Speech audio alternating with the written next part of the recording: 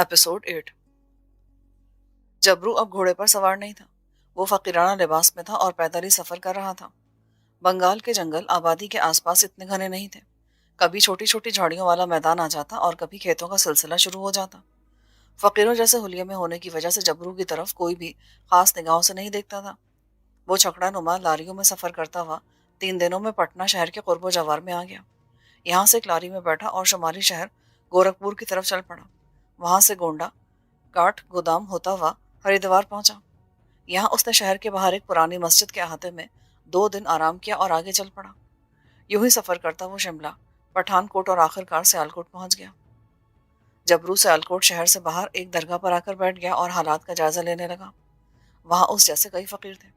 उनके चेहरे और अंदाज जबरू के लिए नए नहीं थे।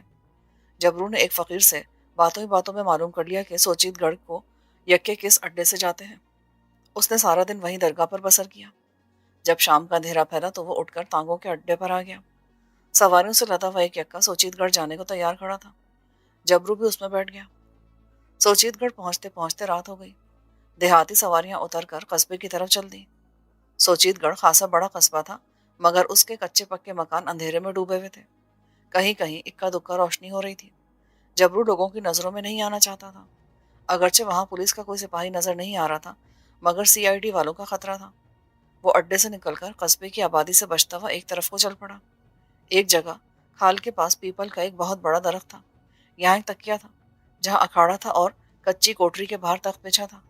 एक लालटेन जल रही थी और 2 आदमी कंबल ओढ़े आग रोशन किए बैठे थे। जबरू सलाम करके उनके पास बैठ गया। दोनों आदमी शक्लो सूरत और लिबास से दरवेश नजर आ रहे थे। उन्होंने जबरू की तरफ कोई खास तवज्जो ना दी। सलाम का जवाब भी सरसरी तौर पर दिया। जबरू उनके करीब ही बैठकर आग तापने लगा।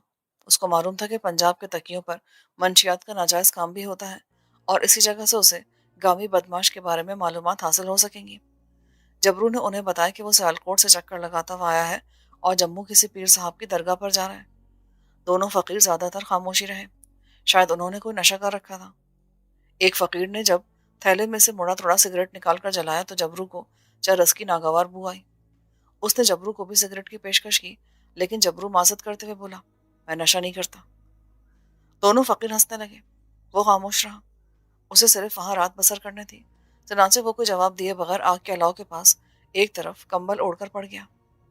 थका हुआ था इसलिए जल्दी नींद आ गई। हरनाम सिंह ने जबरू को बताया था कि सोचीतगढ़ से बाहर 2 मुरब्बा अराजी पर फैला हुआ आमों का एक उजड़ा हुआ बाग है जो एक जंगल की तरह है। गामी बदमाश का अड्डा उसी बाग में है। चनाचे जबरू सुबह वहां जाना चाहता था। सुबह उसने उठकर मुंह हाथ धोया और कस्बे के शुमाल की जानिब चल पड़ा। एक किसान अपने कंधे पर हल रखे खेतों की तरफ जा रहा था। जबरू ने उससे आम के बाग के बारे में पूछा तो वो किसी कदर हैरान होकर बोला, तुम राजा प्रताप सिंह के बाग का पूछ रहे हो? जबरू ने यूं ही कह दिया, हाँ भाई। किसान ने दूर दरख्तों के झुंड की तरफ इशारा करते हुए कहा, बाग तो वो सामने है, मगर होशियार रहना, वहां सांप बिच्छू बहुत होते हैं। अब जबरू ने उससे पूछ लिया कि मैं गामी के डेरे पर जाना चाहता हूँ, क्या उसका डेरा इसी बाग में है? किसान बोला, उसका डेरा बाग की पड़ली जानिब है। तुम बाग के किनारे किनारे होकर जाना, अंदर से होकर मत गुजरना। जबरू बाग की तरफ बढ़ा। अब दिन का उजाला चारों तरफ खेत खलियानों पर फैल चुका था। आम के उस बाग को जम्मू के राजा प्रताप सिंह ने आज से 50 बरस पहले लगवाया था, जिसकी निगहदाश्त उसकी वफात के बाद बंद हो गई थी। और अब ये बाग एक उजाड़ जंगल का रूप धार चुका था। जबरू बाग के किनारे किनारे जा रहा था। दरख्तों के नीचे जगह जगह दीमक ने मिट्टी की बड़ी बड़ी ढेरियां खड़ी कर रखी थी। कई दरख्तों को भी दीमक लगी हुई थी। कई दरख्तों को जंगली बेरों ने ढांप दिया था। जराइम पेशा लोगों के लिए ये एक मिसाली जगह थी। बाग बहुत वसी था और यहाँ एक अजीब सा सन्नाटा छाया हुआ था। जबरू को कुछ फासले पर एक कोठरी दिखाई दी जिसके सामने एक बहुत बड़ी चारपाई बिछी थी। उसके करीब एक नौजवान बदन पर तेल की मालिश कर रहा था। अभी जबरू उधर बढ़ने के बारे में सोच ही रहा था कि अचानक पीछे से किसी ने जबरू की गर्दन को दबोच लिया। जबरू ने झटके से गर्दन छुड़ाकर पीछे देखा। 2 गुंडा टाइप हट्टे कट्टे आदमी उसे घूर रहे थे। एक ने कहा, ओए, ये फकीर तो कोई बदमाश लगता है। दूसरे ने लपक कर जबरू के लंबे कुर्ते की जेब में हाथ डाला और चाकू निकाल लिया। ओ, ये तो वाकई बदमाश है। ओए, तुमने फकीरों करे बदमाशों वाला कमाईदार चाकू क्यों रखा है? कौन हो तुम? इसे उस्ताद के पास ले चलो। ओ चलो। जबरू ने कोई मजाहमत ना की। دونوں گنڈے اسے آگے لگا کر اس کوٹری کے پاس لے آئے جس کے باہر مضبوط جسم والا کھلتے ہوئے رنگ کا خوش شکل جوان چوکی پر بیٹھا تیل مالش کر رہا تھا۔ استاد، یہ فقیر مشتبہ انداز میں باہر پھر رہا تھا، اس کی جیب سے کمانے والا چاقو بھی نکلا ہے۔ جبرو کو یقین ہو گیا کہ یہی جوان گامی بدماش ہے۔ اس جوان نے اپنے بازوؤں پر تیل کی مالش کرتے ہوئے جبرو کو گھور کر دیکھا۔ کون ہو تم؟ فقیر آدمی ہوں، ادھر سے گزر رہا تھا کہ یہ آدمی مجھے پکڑ کر لے آئے۔ تو پھر یہ چاقو تم نے کس لیے رکھا ہے؟ کہیں پڑا ہوا مل گیا تھا، سوچا مسواک بنانے کے کام آ جائے گا۔ دوسرے گنڈے نے مالش کرنے والے جوان کی طرف دیکھ کر کہا، استاد گامی، مجھے تو یہ کو پولیس کا آدمی لگتا ہے۔ جبرو کو خوشی ہوئی کہ وہ گامی کے پاس پہنچ گیا ہے۔ گامی نے بے نیازی سے کہا، اندر لے جا کر اس کی ٹھکائی کرو، ٹاؤٹ ہوگا تو مان جائے گا۔ گنڈے جبرو کو گھسیٹ کر کوٹری کی طرف لے جانے لگے تو اس نے اپنے جسم کو ایک جھٹکا دیا اور ایک گنڈے کو زور سے ٹکر دے ماری۔ وہ پچھاڑ کھا کر پیچھے گرا۔ دوسرے کو جبرو نے اتنی زور سے مکہ مارا کہ وہ چکرا کر ایک طرف گھوم گیا۔ گامی بدن پر تیل ملتے ملتے رک گیا اور جبرو کو گھور کر تکنے لگا۔ دو اور گنڈے کوٹری سے نکل کر آئے، ان کے ہاتھوں میں چاقو تھے۔ پہلے والے گنڈوں نے بھی چاقو نکال لیے تھے۔ اس سے پہلے کہ وہ جبرو پر پل پڑتے، اس نے لات مار کر ایک گنڈے کے ہاتھ والا چاقو فضا میں اچھال دیا اور اس کی گردن اپنے فولادی بازوؤں پر دبا لی۔ گامی، میں پولیس کا آدمی نہیں ہوں اور تمہارے کلکتے والے دوست کا دوست ہوں، جبرو نے گرجدار آواز میں کہا۔ گامی اٹھ کھڑا ہوا، اس نے ہاتھ کا اشارہ کیا۔ گنڈے پیچھے ہٹ گئے۔ پھر وہ جبرو سے بولا، اسے چھوڑ دو اور مجھ سے بات کرو۔ جبرو نے گنڈے کی گردن کو اپنے فولادی بازوؤں کے شکنجے سے آزاد کر دیا۔ جاؤ، تم لوگ دفع ہو جاؤ یہاں سے، گامی نے اپنے آدمیوں سے کہا۔ جب وہ وہاں سے ہٹ گئے تو گامی نے جبرو سے کہا، میرے ساتھ ادھر آ جاؤ۔ گامی نے چارپائی پر پڑا ہوا کھیس اٹھا کر اپنے جسم پر لپیٹ لیا اور جبرو کو لے کر کوٹری کے اندر آ گیا۔ اندر بھی ایک چارپائی بچھی ہوئی تھی، کونے میں کنستر پڑے تھے، دو لوہے کی کرسیاں تھیں، چارپائی پر بستر لپیٹ کر رکھا ہوا تھا۔ یہاں بیٹھ کر بتاؤ کہ تم کون ہو اور میرے کلکتے والے کون سے دوست کی بات کر رہے تھے۔ جبرو چارپائی پر بیٹھ گیا۔ میرا خیال ہے کہ تم سمجھ گئے ہوگے کہ میں کس دوست کی بات کر رہا ہوں۔ گامی کی عقاب جیسی نظریں جبرو کے چہرے پر جمی ہوئی تھی۔ میرا تو کلکتے میں کوئی دوست نہیں ہے اور نہ ہی آج تک میں نے کلکتہ دیکھا ہے۔ جبرو نے اب بات کھول کر بیان کی، میں کمالے کا دوست ہوں اور کلکتے سے چل کر صرف تمہیں ملنے آیا ہوں۔ جبرو غور سے گامی بدماش کے چہرے کو تک رہا تھا۔ اس کا چہرہ بالکل سپاٹ تھا۔ اس نے سر کو نفی میں ہلاتے ہوئے کہا، اس نام کا میرا کوئی دوست نہیں ہے، اب تم یہاں سے چلے جاؤ۔ تم نے میرے ڈیرے پر آ کر جو غنڈہ گردی کی ہے اس کے لیے میں تمہیں معاف کرتا ہوں، ورنہ میرے آدمی ابھی 1 منٹ میں تمہاری تکا بوٹی کر دیتے۔ جاؤ اور پھر کبھی ادھر کا رخ نہ کرنا۔ جبرو کو یہ تو یقین ہو گیا تھا کہ گامی اس سے کمالے کی شناخت کو اس لیے چھپا رہا تھا کہ جبرو اس کے لیے اجنبی تھا، اور یہ بھی ممکن تھا کہ وہ جبرو کو پولیس کا کوئی آدمی سمجھ رہا ہو۔ لیکن جب جبرو نے کمالے کا نام لیا تھا تو جبرو نے یہ بات خاص طور پر نوٹ کی تھی کہ گامی کی آنکھوں میں خاص چمک آ گئی تھی۔ اس چمک کو گامی جبرو سے پوشیدہ نہ رکھ سکا تھا۔ جبرو نے خفیہ طور پر کمالے کا سراغ لگانے کا فیصلہ کیا اور بولا، استاد گامی، تم مجھے جو سمجھ رہے ہو میں وہ نہیں ہوں۔ میں کمالے کا جگری یار ہوں، لیکن ابھی میں اپنا نام نہیں بتانا چاہتا۔ اگر کمالہ جیل سے فرار ہو کر تمہارے پاس آیا ہے تو مجھے اس سے ملا دو، وہ مجھ سے مل کر بڑا خوش ہوگا۔ گامی اٹھ کھڑا ہوا اور کوٹری کے کھلے دروازے کی طرف اشارہ کرتے ہوئے غصے سے بولا، اگر تمہیں اپنی جان پیاری ہے نا تو ابھی یہاں سے نکل جاؤ اور پھر کبھی در کا رخ نہ کرنا۔ جبرو اٹھا اور کوٹری سے باہر آ گیا۔ سامنے اکھاڑے کے پاس گامی کے آدمی بالکل تیار کھڑے تھے۔ جبرو نے ان پر ایک نظر ڈالی اور درختوں کے نیچے سے ہوتا ہوا ویران باغ سے باہر نکل گیا۔ اس کا رخ جموں کی طرف تھا۔ جموں کی پہاڑیاں بہت دور آسمان کے پس منظر میں ابھری ہوئی نظر آ رہی تھیں۔ آگے میدان غیر ہموار تھا اور کہیں کہیں گہری کھائیاں بھی آ جاتی تھیں۔ اس نے گھوم کر دیکھا، ابھی اس کے تعاقب میں کوئی نہیں آیا تھا۔ اونچے اونچے نیم پتھریلے میدان میں کوئی 1-2 کوس چلنے کے بعد ایک چھوٹا سا گاؤں آ گیا۔ چند ایک سلیٹی رنگ کی چھتوں والے کچے مکان تھے۔ گاؤں کے باہر ایک تندور پر روٹیاں پک رہی تھیں اور کچھ مزدور قسم کے آدمی وہاں بیٹھے تھے۔ شاید یہ لوگ وہاں سے ناشتہ کر کے شہر کام پر جانے والے تھے۔ جبرو ایک طرف ہٹ کر درخت کی اوٹ میں بیٹھ گیا۔ جب مزدور سائیکلوں پر سوار ہو کر وہاں سے چل دیے تو جبرو تندور پر آ گیا۔ بوڑھا تندور والا روٹیاں چنگیر میں سمیٹ رہا تھا۔ جبرو نے جا کر سلام کیا تو بوڑھا بولا، روٹی کھانی ہے تو کھا لو بابا، مہربانی ہوگی مگر میرے پاس پیسے ہیں، جبرو نے کہا اور ایک طرف بیٹھ گیا۔ بوڑھے نے چنگیر میں سے 2 روٹیاں نکال کر اس کے آگے رکھ دی اور مٹی کی پیالی میں دال ڈال دی۔ جبرو کو سخت بھوک لگی تھی، وہ دونوں روٹیاں چٹ کر گیا، پانی پیا، ایک آنا بوڑھے تندور والے کو دیا اور سلام کر کے چل دیا۔ وہ گاؤں سے دور نکل آیا، ایک جانب کھلی کھیتیاں تھیں، یہاں ٹالیوں کے درخت کی قطار کھیتوں کے ساتھ ساتھ دور تک چلی گئی تھی۔ جبرو یہاں سے بھی آگے گزر گیا۔ اصل میں وہ کسی محفوظ جگہ پر دن گزارنا چاہتا تھا۔ بہت جلد اسے ایک ایسی محفوظ جگہ مل گئی۔ یہ ایک ویران مقام پر بنی ہوئی کسی ہندو یا سکھ کی سمادھی تھی۔ ٹوٹے پھوٹے چبوترے کے بیچ میں ایک برجی کے اندر پتھر کا گولا سا رکھا تھا۔ یہاں کوئی بھی نہیں تھا۔ جبرو چبوترے کے قریب ایک درخت کے نیچے بیٹھ کر سگریٹ پینے لگا۔ اس نے سارا دن اسی سمادھی پر گزار دیا۔ شام کو وہ پھر اسی تندور پر گیا، روٹی کھائی اور واپس سمادھی پر آ کر بیٹھ گیا۔ جبرو کا دل گواہی دے رہا تھا کہ کمالا جیل سے فرار ہو کر گامی کے پاس ہی آیا ہے۔ وہ ضرور آس پاس کے علاقے میں کہیں روپوش ہے اور رات کے اندھیرے میں گامی کے ڈیرے پر ضرور آئے گا۔ چنانچہ جبرو رات ہونے کا انتظار کر رہا تھا کہ اندھیرا ہو جائے تو گامی کے ڈیرے پر جا کر کمالے کا سراغ لگانے کی کوشش کرے۔ کمالے سے ملاقات کرنے کے جوش میں جبرو نادانستہ طور پر اپنے تحفظ کے سلسلے میں کچھ بے نیاز ہو گیا تھا۔ اسے معلوم ہی نہیں تھا کہ جب وہ سیالکوٹ سے یکے پر سوار ہو کر سوچیت گڑھ کی طرف روانہ ہوا تھا تو سی آئی ڈی کے ایک آدمی کی نگاہوں میں آ گیا تھا۔ یہ آدمی اس وقت سے برابر کچھ فاصلے پر رہ کر جبرو کا پیچھا کر رہا تھا۔ وہ آدمی بھی ایک فقیر کے حلیے میں تھا، اور جب جبرو سوچیت گڑھ والے تکیے سے اٹھ کر گامی کے ڈیرے کی طرف روانہ ہوا تھا تو اس نے تکیے پر آ کر جبرو کے بارے میں چرسی فقیروں سے اس کے بارے میں معلوم کرنے کی کوشش کی تھی۔ اس کے بعد وہ گامی کے ڈیرے پر بھی گیا تھا۔ گامی کے آدمیوں نے اسے بھی بھگا دیا تھا۔ سی آئی ڈی والا وہاں سے سیدھا واپس سیالکوٹ تھانے آ گیا اور وہاں انسپکٹر شرما سے ملا۔ اس نے انسپکٹر کو بتایا کہ اسے فقیر پر شبہ ہے کہ وہ جیل سے بھاگا ہوا کوئی مجرم ہے۔ انسپکٹر نے پہلے تو کوئی خیال نہیں کیا، لیکن جب سی آئی ڈی کے آدمی نے جبرو کا حلیہ بتایا تو اس نے اسی وقت ایک سپاہی کو لاہور روانہ کر دیا کہ وہاں سے مفرور مجرموں کی ریکارڈ فائل لے کر آئے۔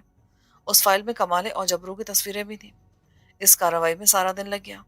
اس دوران انسپکٹر شرما نے اپنے دو سپاہی دیہاتی لباس میں جبرو کے پیچھے روانہ کر دیے، جو اس سمادھی کے قریبی چھپے بیٹھے تھے جہاں جبرو رات ہونے کا انتظار کر رہا تھا۔ شام ہو رہی تھی کہ لاہور سے ریکارڈ فائل آ گئی۔ جب یہ فائل سی آئی ڈی کے آدمی کو دکھائی گئی تو اس نے جبرو کو پہچان لیا۔ سر، مجھے یقین ہے کہ یہی وہ شخص ہے جو فقیر کے بھیس میں سمادھی پر بیٹھا ہے۔ جبرو کی پولیس کو ایک عرصے سے تلاش تھی۔ انسپکٹر شرما نے اسی وقت ایک چھاپا مار پارٹی ترتیب دی اور سوچیت گڑھ کی طرف روانہ ہو گیا۔ جبرو شام ہونے کے بعد سمادھی کے چبوترے پر کچھ دیر کے لیے لیٹ گیا تھا کہ اندھیرا ہو تو وہ گامی کے ڈیرے پر کمالے کا پتہ لگانے جائے۔ وہ کمبل اوڑے چبوترے پر لیٹا تھا کہ اچانک اسے کئی آدمیوں کے تیز تیز قدموں کی آواز سنائی دی۔ ابھی اس نے اپنے منہ سے کمبل اٹھایا تھا کہ کسی نے تیز آواز میں کہا، ہینڈز اپ، خبردار، ذرا جو ہلے جلے نا تو گولی مار دوں گا۔ چاقو جبرو کی جیب میں ہی رہ گیا، لیکن وہاں چاقو اس کی کوئی مدد نہیں کر سکتا تھا۔ اس کے سر پر ایک پولیس انسپکٹر پستول تانے کھڑا تھا۔ ارد گرد دوسرے پولیس والے بھی رائفلوں کا رخ اسی کی طرف کیے کھڑے تھے۔ اسے ہتھکڑی لگا دو۔ جبرو اٹھ کر بیٹھ گیا۔ اس نے اپنا سر نیچے کر لیا۔ اب وہ پولیس کے پنجے سے نہیں بچ سکتا تھا۔ ایک سیکنڈ میں اس کے دونوں ہاتھ پیچھے کر کے لوہے کی ہتھکڑی لگا دی گئی۔ انسپکٹر نے پستول اپنے ہولسٹر میں ڈال لیا اور طنزیہ لہجے میں بولا، خبردار، اب دیکھتا ہوں کون تمہیں پھانسی کے تختے سے بچاتا ہے۔ جبرو نے کوئی جواب نہ دیا۔ سپاہی اسے دھکیلتے ہوئے جیپ کی طرف لے گئے۔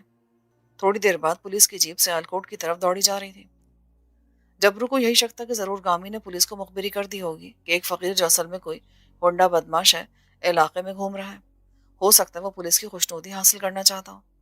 بہرحال جو کچھ بھی تھا، جبرو پولیس کے ہتھے چڑھ چکا تھا۔ اب کوئی مرضی اسے پھانسی کے پھندے سے بچا سکتا تھا۔ وہ رات اور دوسرا دن بھی گزر گیا۔ دوسرے دن رات کے اندھیرے میں جموں توی کی پہاڑی کمین گاہ سے دو گھڑ سوار نکل کر سوچیت گڑھ جانے والی سڑک پہ روانہ ہو گئے۔ ان میں سے ایک چوڑا چکلا اور بھاری بدن کا تھا۔ اس نے منہ سر پر ڈھاٹا باندھا تھا۔ دوسرا اکھرے بدن کا آدمی تھا۔ اس نے بھی ڈھاٹا باندھا ہوا تھا اور گولیوں کی بیلٹ جسم سے بندھی ہوئی تھی۔ گھوڑے ڈھلان سے اتر کر اندھیری رات میں جھاڑیوں سے بھرے ہوئے میدان میں دوڑے چلے جا رہے تھے۔ چوڑے شانوں والا جبرو کا جگری یار کمالا تھا اور دوسرا کمالے کا ساتھی شادو تھا جو کلکتے میں کالے پہلوان کے اڈے پر اس کے ساتھ ہوا کرتا تھا۔ تھوڑی دیر بعد ادھورا زرد چاند مشرق سے ابھر آیا۔ اس دھندلی چاندنی میں دور سے سوچیت گڑھ کے آموں کے جنگل کے درختوں کی سیاہ لکیر دکھائی دینے لگی۔ گھڑ سواروں نے گھوڑوں کا رخ اس باغ کی طرف پھیر دیا۔ گامی جاگ رہا تھا۔ اسے معلوم تھا کہ آج رات اس کا دوست کمالا جنگل والی کمینگاہ سے نکل کر اس کے پاس آئے گا۔ اس نے اپنے دوست کے لیے خوراک وغیرہ کا صبح سے ہی انتظام کر رکھا تھا۔ बाग से काफी दूर कमाला और शादो घोड़ों से उतर पड़े। उन्होंने वहीं फलाही के दरख्तों से घोड़ों को बांधा और राइफलें हाथों में लिए पैदल ही गामी के डेरे की तरफ चल पड़े। आम के वीरान बाग में सन्नाटा छाया हुआ था। रात अच्छी खासी खुनक हो गई थी।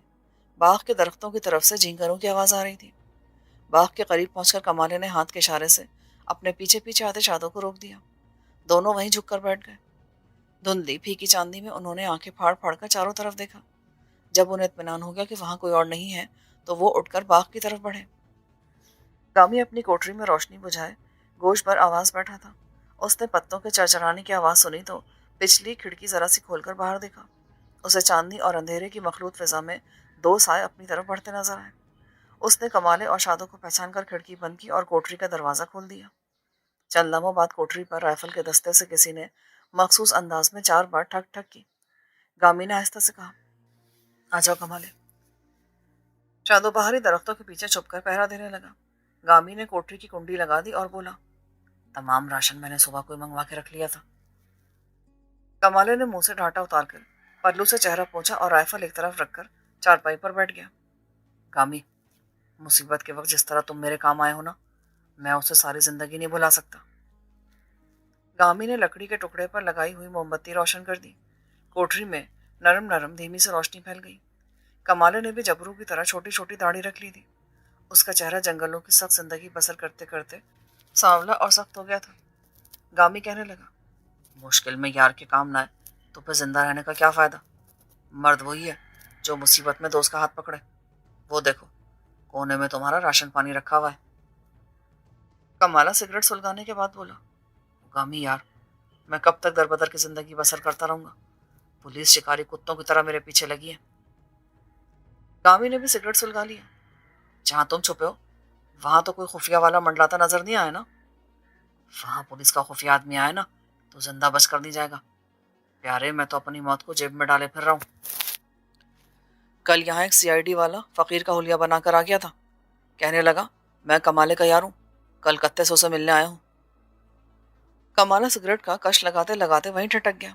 उसे एकदम जबरू का ख्याल आया, क्योंकि उसे मालूम था कि जबरू जेल तोड़कर कलकत्ते से भाग गया है। एक सेकंड के 1000वें हिस्से में उसे यह ख्याल भी आया कि एक बार उसने जबरू से अपने सोचित गढ़ वाले दोस्त गामी का जिक्र किया था। फिर भी उसने अपना शुबा दूर करने के लिए गामी से पूछा, उसका हुलिया क्या था। जब गामी ने उसका हुलिया बताया तो वो जबरू का हुलिया था। और जब गामी ने यह बताया कि वो फकीर सख्त खुसैली और दिलेर तबीयत का था और उसने 3 बदमाशों की पिटाई भी कर दी थी, तो कमाले ने गामी का हाथ पकड़ लिया। ओ गामी, वो मेरा गहरा यार जबरू था। वो कई खून करके कलकत्ते की जेल से भागा हुआ है। कहाँ मिलेगा वो। गामी हैरत से कमाले का मुंह तकने लगा। मगर उसे तो कल शाम को पुलिस ने समाधि से गिरफ्तार कर लिया था। मैं तो समझ रहा था कि पुलिस हम पर असर डालने के लिए झूठ मूठ कर ड्रामा कर रही है और अपने खुफिया आदमी को पकड़कर हम पर यह साबित करना चाहती है कि हमारा कोई मुखबिर कभी इधर नहीं आया। कमाला सर पकड़कर बैठ गया। फिर उसने गामी को जबरू की सारी कहानी सुनाई और बताया कि वो किस कदर शेर मर्द, गैरतमंद और दिलेर जवान है और अब वो एक बार फिर पुलिस के कब्जे में पहुंच गया है। गामी सख्त अफसोस करने लगा। यार कमाले, मुझे क्या पता था कि ये जबरू है। कम से कम उसे अपना नाम तो बता देना चाहिए था। कमाले ने उदास लहजे में कहा, वो गैर आदमी को अपना नाम कैसे बता सकता था। वो कई कत्ल करके जेल से भागा हुआ है। कहीं भी उसकी मुखबिरी हो सकती थी। ओ यार, खुदा की कसम, मैं यही समझा कि ये पुलिस का आदमी है और फकीर का हुलिया बनाकर तेरी खोज में ही आया है। अगर वो अपना जरा सा भी तारुफ करा देता ना तो मैं उसे कभी ना जाने देता। पर यार, अब उसके लिए क्या कर सकते हैं। मैं तो समझता हूँ कि अब तुम्हें भी चौकस हो जाना चाहिए। मुमकिन है पुलिस के तशद्दुद से जबरू ने यह बता दे कि तुम भी यहीं छुपे हुए हो। जबरू मर्द का बच्चा है, वो मर जाएगा मगर मेरा नाम कभी नहीं लेगा। तुम उसे जानते नहीं हो गामी। वो उम्र में अगरचे मुझसे छोटा है मगर मैं उसे अपना उस्ताद और गुरु मानता हूँ, सिर्फ इसलिए कि वो मुझसे ज्यादा दिलेर और बहादुर नौजवान है। कोठरी में एक पल के लिए गहरी खामोशी छा गई। कमाले ने गहरी सांस ली। गामी, मैं अपने यार को फांसी के तख्ते पे नहीं चढ़ने दूंगा। मैं उसे फांसी की कोठरी से निकाल लाऊंगा, चाहे इसमें मेरी जान ही क्यों न चली जाए। गामी ने कोई जवाब ना दिया। पहले मुझे लगता था कि मेरी जिंदगी का कोई मकसद नहीं है, मगर अब जबरू को फांसी से बचाना ही मेरी जिंदगी का सबसे बड़ा मकसद है। अगर मैं मर भी गया तो कोई परवाह नहीं, मगर जबरू को फांसी नहीं लगने दूंगा। گامی نے بھی پرجوش انداز میں کمالے کا ہاتھ پکڑ لیا۔ کمالے، میں تیرا یار ہوں، میں تیرے ساتھ ہوں۔ جبرو کو پھانسی سے تختے سے اتارنے میں مجھ سے جو سکے گا نا، میں کروں گا۔ تم اکیلے نہیں ہوگے پیارے، مجھے اس وقت تمہارے جیسی دوست کی ضرورت تھی۔ کمالہ خوش ہو گیا۔ سنو، اب میں تیسرے دن نہیں بلکہ ہفتے ہفتے بعد تمہارے پاس آیا کروں گا۔ اس دوران تم جبرو کے کیس کی پوری معلومات حاصل کر کے رکھ لینا، تاکہ ہمیں خبر رہے کہ جبرو کہاں اور کس حال میں ہے۔ کمالہ سر پہ ٹھاٹا باندھنے لگا۔ گامی نے کوٹری کی کنڈی کھول کر باہر دیکھا اور سیٹی کی سی آواز نکالی۔ شادو درخت کے پیچھے سے نکل کر کوٹری میں آ گیا۔ کوٹری کے کونے میں ایک بوری رکھی تھی جس میں آٹا، چینی، پیاز، لہسن، چائے، سگریٹ، سرسوں کے تیل کی بوتل اور صابن وغیرہ تھے۔ شادو نے بوری کندھے پر اٹھا لی۔ کمالے نے کوٹری کے اندر ہی کھڑے کھڑے گامی کو سینے سے لگایا اور بولا، میں نے تمہیں جس طرح کہا ہے اسی طرح کرنا پیارے، اور کوئی غیر آدمی ادھر منڈلاتا ہوا نظر آئے تو اس سے ہوشیار رہنا۔ اچھا، اللہ کے حوالے۔ پہلے کمالہ کوٹری سے نکلا اور پھر جھکا جھکا درختوں کے اندھیرے میں گم ہو گیا۔ اس کے پیچھے پیچھے شادو بھی اندھیرے میں گھس گیا۔ گامی نے موم بتی بجھا کر کوٹری اندر سے بند کر دی اور چارپائی پر لیٹ کر کمبل اوپر کر لیا۔ اسے افسوس ہو رہا تھا کہ اس نے جبرو کو کیوں اپنے ڈیرے سے جانے دیا، مگر اب کیا ہو سکتا تھا؟ جبرو دوبارہ گرفتار ہو چکا تھا۔ اب کمالہ نے یہی معمول بنا لیا کہ وہ 7 دن کے بعد آدھی رات کو شادو کے ساتھ اور کبھی اکیلا ہی جموں کی ترائی والے جنگل سے نکل کر گامی کے ڈیرے پر آ جاتا۔ اس سے جبرو کے کیس کے بارے میں ہفتے بھر کی معلومات حاصل کرتا۔ دونوں دوست سر جوڑ کر تھوڑی دیر کے لیے بیٹھ کر آپس میں صلاح مشورہ کرتے اور پھر کمالہ رات کے اندھیرے میں ہی واپس اپنی کمینگاہ کی طرف روانہ ہو جاتا۔ جبرو کا کیس اب اتنا پیچیدہ نہیں رہا تھا۔ کلکتہ سیشن کورٹ سے جبرو کو سزائے موت ملنے ہی والی تھی کہ وہ فرار ہونے میں کامیاب ہو گیا تھا۔ حکومت پنجاب نے اس کا کیس امرتسر کی عدالت میں پیش کر دیا۔ اس اثنا میں کلکتہ سیشن کورٹ سے بھی اس کے کیس کی فائل وہاں پہنچ گئی۔ وہاں کون تھا جو جبرو کے لیے وکیل کرتا اور اس کے کیس کی پیروی کرتا؟ نتیجہ یہ نکلا کہ 1 مہینے کے اندر اندر جبرو ایک بار پھر سیشن سپرد ہو گیا۔ کیس بنا بنایا تھا۔ سیشن میں ایک ہی پیشی کے بعد جبرو کو بتا دیا گیا کہ اگلی پیشی پر فیصلہ سنا دیا جائے گا۔ جبرو اب نا امید ہو گیا تھا۔ کلکتے میں تو کوئی نہ کوئی اس کا ہرنام سنگھ جیسا ساتھی موجود تھا، مگر یہاں تو اسے کوئی ملنے بھی نہیں آیا تھا۔ حالانکہ امرتسر اس کا اپنا شہر تھا اور یہاں اس کا دوست چمن جواریا اور چوئی بھی رہتا تھا۔ جبرو اکیلا جیل سے فرار نہیں ہو سکتا تھا۔ موت کا سایہ اسے اپنی طرف قدم قدم بڑھتا نظر آنے لگا۔ جب کبھی امرتسر جیل کی کوٹری میں بیٹھے بیٹھے اسے اپنی ایک لوتی مرحومہ بہن کا خیال آ جاتا تو اس کی آنکھیں اپنے آپ بھر آتی۔ اسے تو یہ بھی معلوم نہیں تھا کہ اس کی بہن کہاں دفن ہے۔ ابھی جبرو کا فیصلہ نہیں ہوا تھا۔ کمالے نے گامی کے ڈیرے کے ایک آدمی کریم کو اپنے ساتھ کام کے لیے تیار کر لیا۔ کریم ایک ادھیڑ عمر کا آدمی تھا اور شکل صورت سے مدبر لگتا تھا۔ وہ سیالکوٹ سے امرتسر جا کر اپنے ایک دور کے عزیز کے ہاں ٹھہر گیا اور پھر جبرو سے ملاقات کی درخواست دے دی۔ درخواست میں اس نے اپنے آپ کو جبرو کا قریبی رشتہ دار ظاہر کیا تھا۔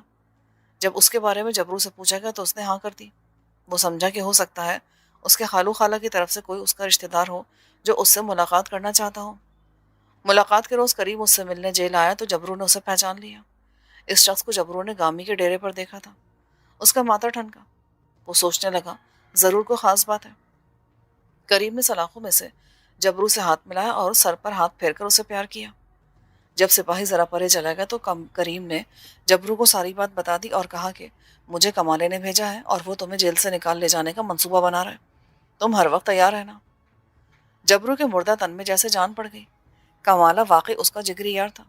خواہ وہ اسے نہ بچا سکے گا مگر کم از کم وہ مشکل کے اس وقت میں اس کے ساتھ شانے سے شانہ ملا کر کھڑا ہو گیا تھا۔ جبرو نے کریم کے ہاتھ کمالے کو پیغام بھیجا کہ وہ خود مفرور اور پولیس کو مطلوب ہے۔ جبرو کے لیے اپنے آپ کو مصیبت میں نہ ڈالے۔ کریم واپس چلا گیا۔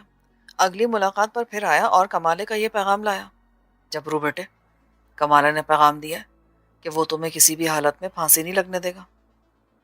لیکن کریم چاچا، کل میری آخری پیشی ہے اور مجھے پھانسی کی سزا سنا دی جائے گی۔ اب کوئی میرے لیے کچھ نہیں کر سکتا۔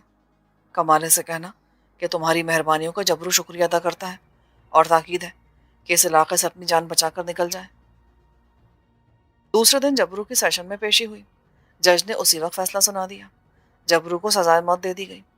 پولیس جبرو کو ہتھکڑی لگا کر پھانسی کی کوٹری کی طرف لے گئی۔ کمالے کو جبرو کی سزائے موت کی خبر ہوئی تو اس کے ذہن نے بڑی تیزی سے ایک اسکیم تیار کرنی شروع کر دی۔ اس نے گامی کو بھی اپنی جنگل والی کمین گاہ میں بلا لیا۔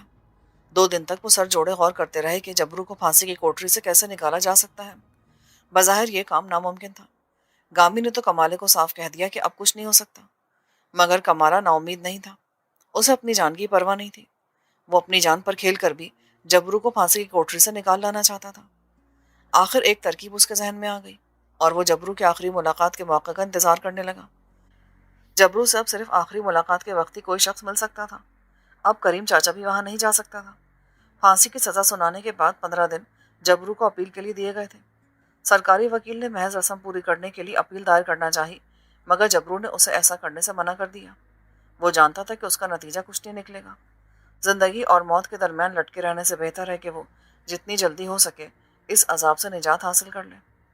फिर भी अदालत ने 15 दिन की मोहलत का इंतजार किया। इसके बाद जबरू का ब्लैक वारंट आ गया। फांसी की तारीख मुकर्रर हो गई। साथ ही आखिरी मुलाकात के लिए भी उसे वक्त दे दिया गया। जबरू को ख्याल सा था कि शायद कमाली की जानिब से करीम चाचा उससे आखिरी मुलाकात करने के लिए आ जाए। चनाचा फांसी पाने वाले दिन उसे 2 बजे दोपहर आखिरी मुलाकात के लिए हथकड़ी लगाकर बरामदे के सलाखों के पास बैठा दिया गया। जबरू की आंखें वीरान सी थी। ये उसकी जिंदगी का आखिरी दिन था। किसी वक्त चलते फिरते जमादार या सिपाही को वो बड़ी हसरत से देखता कि कल इस वक्त ये लोग जिंदा होंगे और मैं कब्र में मनो मिट्टी तले दफन होऊंगा। सबसे ज्यादा ख्याल जबरू को अपनी बहन रजिया का आ रहा था। किसी वक्त उसे सुरैया भी याद आती थी, जिससे उसने अपनी जिंदगी की पहली और आखिरी मोहब्बत की थी। काश उसका बाप जबरू के माजी को फरामोश करते हुए अपनी बेटी का ब्याह जबरू से कर देता, तो वो एक शरीफ और नेक इंसान बनकर बड़ी नॉर्मल जिंदगी बसर कर सकता था। आज उसके बच्चे होते और वो उन्हें पढ़ा लिखा रहा होता। मगर सुरैया के बाप ने जबरू को जलील करके अपने घर से निकाल दिया था। जबरू की आंखें सहन के पार कुछ फासले पर जेल के बड़े दरवाजे पर लगी थी। वो सोच रहा था कि मुमकिन है करीम चाचा उससे आखिरी बार मिलने आ जाए। ये अमृतसर की जेल थी। जेल का गेट बंद था, जिसके पास एक मुसल्ला कांस्टेबल पहरे पे खड़ा था। अंग्रेज एसपी जबरू से थोड़ी दूर सलाखों वाले बरामदे के बाहर कुर्सी पर बैठा सिगरेट पी रहा था। जबरू की आखिरी मुलाकात के वक्त वह एहतियात के तौर पर खुद भी मौके पर मौजूद था। जबरू के दाएं बाएं चंद कदमों के फासले पर 4 कांस्टेबल राइफलें लिए चौकस खड़े थे। वक्त गुजरता जा रहा था, हत्ता कि अंग्रेज एसपी ने बताया कि उसकी मुलाकात का वक्त खत्म हो रहा है। फिर गेट का छोटा आहनी दरवाजा खोल दिया गया और फौजी वर्दी में मलबूस एक दराज कद सांवले रंग का नौजवान अंदर दाखिल हुआ। उसके हाथ में काले रंग की फाइल थी। जबरू का दिल जोर से धड़क उठा। उसने अपने यार कमाले को पहचान लिया था। फौजी वर्दी में ये कमाला ही था। अंग्रेज एसपी कुर्सी से उठा और फौजी जवान की तरफ बढ़ा। कमाले ने अपने सर पर मौजूद छज्जे वाली खाकी टोपी जरा आगे को कर रखी थी। वो खुद अंग्रेज एसपी की तरफ तेज तेज कदम उठाता बढ़ा। वो नहीं चाहता था कि अंग्रेज एसपी उसके करीब आए। एसपी ने कमाले को सल्यूट किया, क्योंकि कमाला कैप्टन की वर्दी में था, और उसके हाथ से स्याह फाइल लेकर उसे खोला और अंग्रेजी में कमाले से कुछ पूछा। कमाला खाकर अंग्रेजी जानता था। जबरू का दिल जोर जोर से धड़क रहा था। कमाला खतरे की आग में कूद चुका था। एसपी के अंग्रेजी के जवाब में उसने बिजली की सी तेजी के साथ होल्स्टर से भरा रिवॉल्वर निकाला और पहला फायर अंग्रेज एसपी पर किया। वो गोली खाकर पीछे को गिरा। इससे पहले कि चारों कांस्टेबल अपनी राइफलें सीधी करते, कमाले ने ऊपर तले फायर करके चारों को वहीं ढेर कर दिया। फिर सलाखों वाले दरवाजे में से छलांग लगाकर जबरू के पास आ गया। बाहर आ जाओ जबरू। जबरू के जिस्म में जैसे किसी ने अचानक बिजली भर दी थी। अगरचे उसे हथकड़ी लगी हुई थी, मगर उसके लिए जिंदगी बचाने का ये आखिरी मौका था। वो उछलकर दरवाजे से बाहर आ गया। कमाला धड़ाधड़ फायरिंग करा था। उसने मुसल्ला पहरेदार को भी ढेर कर दिया और जबरू को लेकर जेल के दरवाजे से बाहर आ गया। ये सब कुछ इतनी जल्दी और दहशतखेजी के साथ हुआ कि जेल के अंदर किसी को संभलने का मौका ही ना मिल सका। बाहर घोड़ा तैयार था। कमाले ने 2 हवाई फायर किए। लोग बौखलाकर इधर उधर को भागे। थोड़ी देर बाद कमाला घोड़े को सर पर दौड़ाए लिए जा रहा था। जबरू उसके पीछे झुककर बैठा हुआ था। कमाला सेंट्रल जेल के अहाते से निकलते ही शुमाल की जानिब हो गया। उसे मालूम था कि पुलिस भी घोड़ों पर सवार होकर या किसी मोटर लारी में उसके पीछे निकल खड़ी होगी, इसीलिए वो घोड़े को अंधाधुंध भगाए लिए जा रहा था। फिर उसने घोड़े का रुख शुमाल मगरिब की तरफ फेर दिया। उनके दाएं जानिब केकरों का जंगल था। यहाँ कमाले ने घोड़े को रोका। पहले खुद नीचे उतरा, फिर जबरू को उतारा और घोड़े की पीठ पर जोर से हाथ मारा। घोड़ा कच्चे रास्ते पर भाग खड़ा हुआ। आगे सारा बंदोबस्त है, मेरे साथ भागो, कमाले ने कहा। दोनों दोस्त भागते हुए जंगली केकरों में दाखिल हो गए। यहाँ दीमक ने एक छोटी सी पहाड़ी बना रखी थी। कमाले ने मुंह से सीटी बजाई। दीमक की टेकरी के पीछे से उसका साथी शादो बाहर निकल आया। उसके हाथ में छेनी और हथौड़ा था। जबरू ने शादो को पहचान लिया। वो काले के अड्डे पर उसके साथ होता था। उसी वक्त जबरू की हथकड़ी काट दी गई। अब तीनों दरख्तों के नीचे से होकर सामने की जानिब दौड़ने लगे। कमाला आगे आगे था। उसने अपने रिवॉल्वर में गोलियां भरकर उसे हाथ में थाम लिया था। आगे खाल आ गया जिसके पार एक जगह दरख्त के नीचे 3 घोड़े बंधे हुए थे।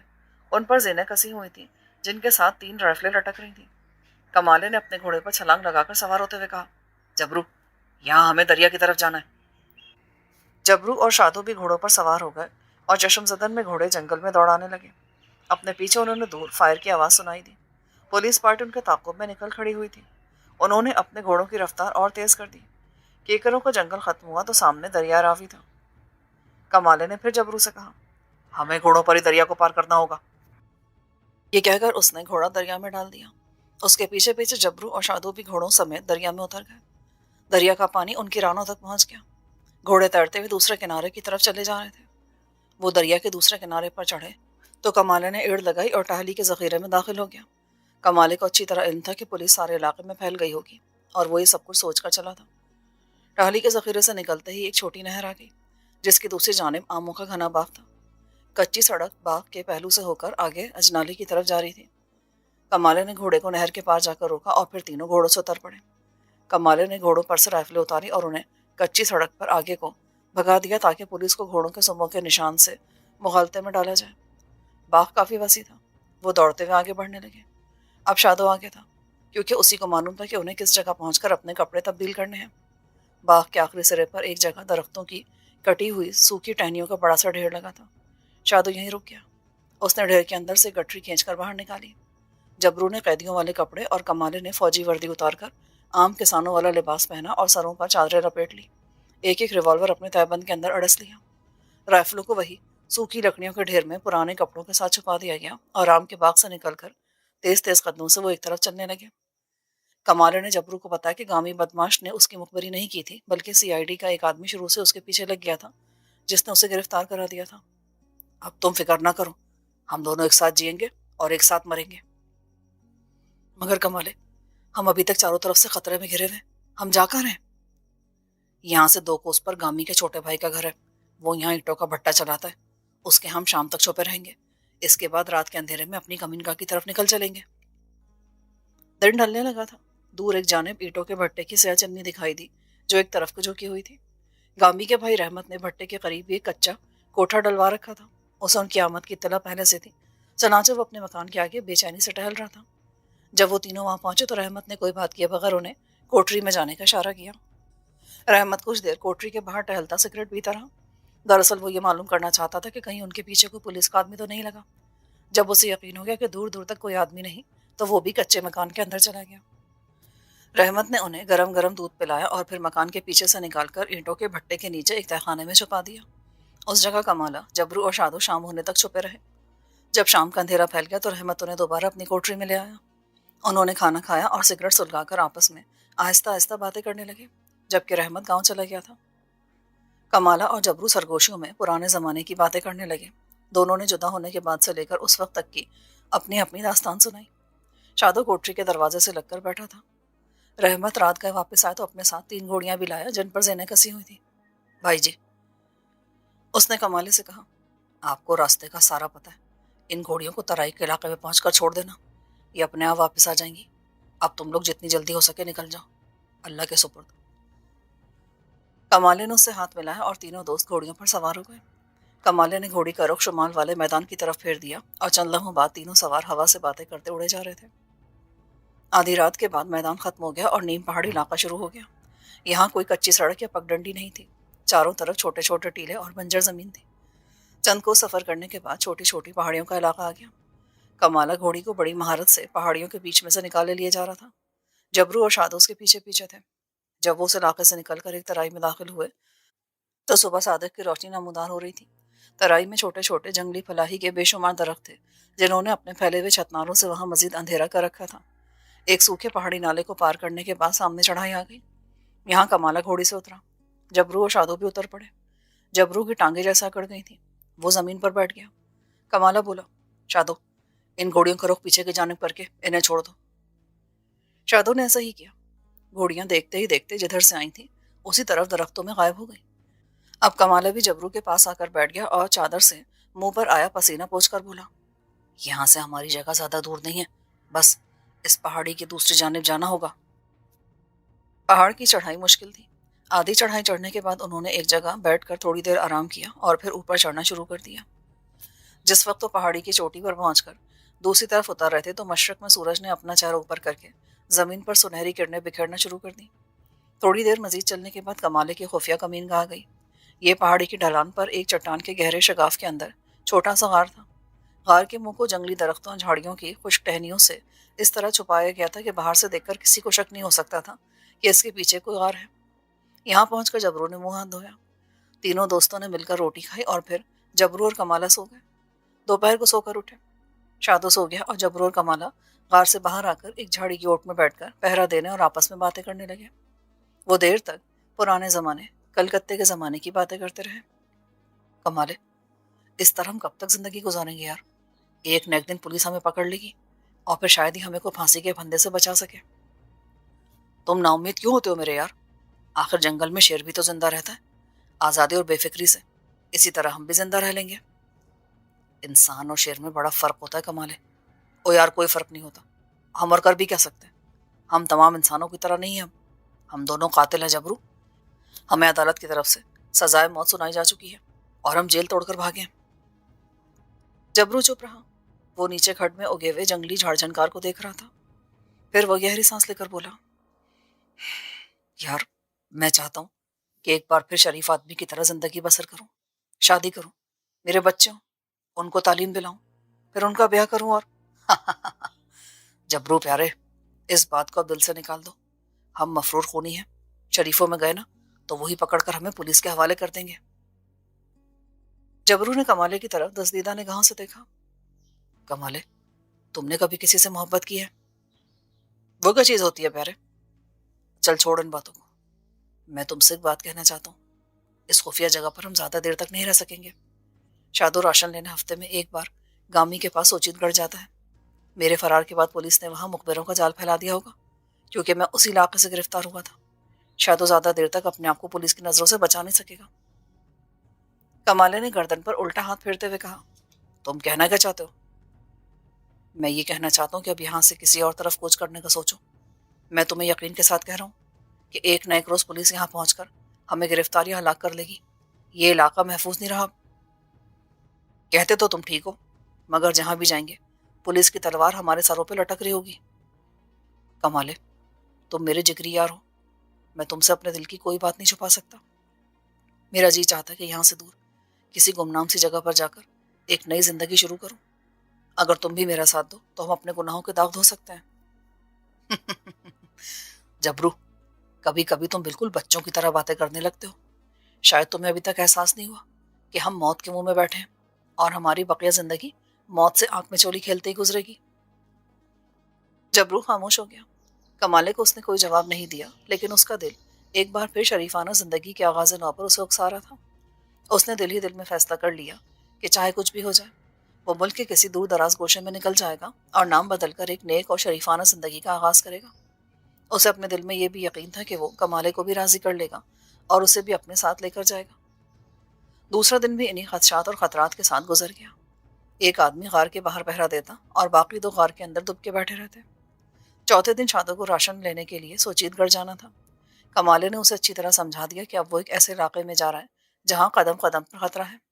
CID کے آدمی چاروں طرف ان کی نگرانی کر رہے ہوں گے۔ کمالہ شادو کو بھیجنا نہیں چاہتا تھا، مگر اسے بھیجے بغیر چارہ بھی نہیں تھا۔